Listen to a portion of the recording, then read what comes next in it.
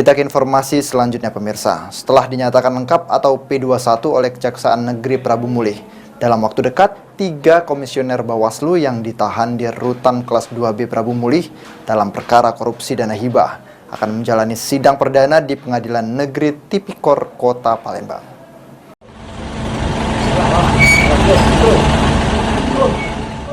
Kasus korupsi dana hibah Bawaslu Prabu Mulih tahun 2017-2018 yang menjerat 3 komisionernya, HJ, IS, dan MI, memasuki babak baru, di mana ketiga tersangka segera menjalani sidang perdana di Pengadilan Negeri Tipikor Kota Palembang dengan agenda pembacaan dakwaan.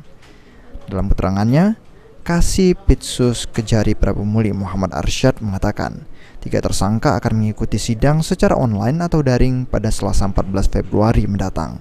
Sementara untuk pemeriksaan saksi persidangan, kemungkinan akan dihadirkan secara langsung di pengadilan.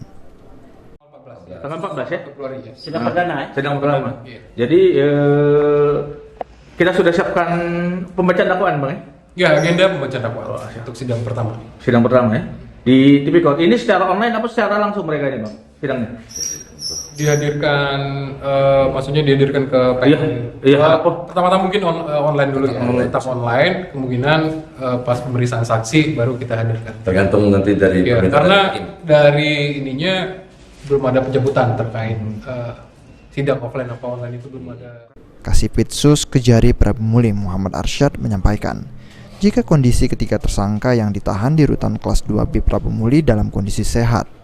Diketahui, salah satu tersangka memang sempat meminta pengobatan karena mengalami sakit. Dan permintaan tersebut difasilitasi Kejari Prabu Mulih dan hasilnya dinyatakan tidak mengkhawatirkan. Beni Firdaus, PAL TV.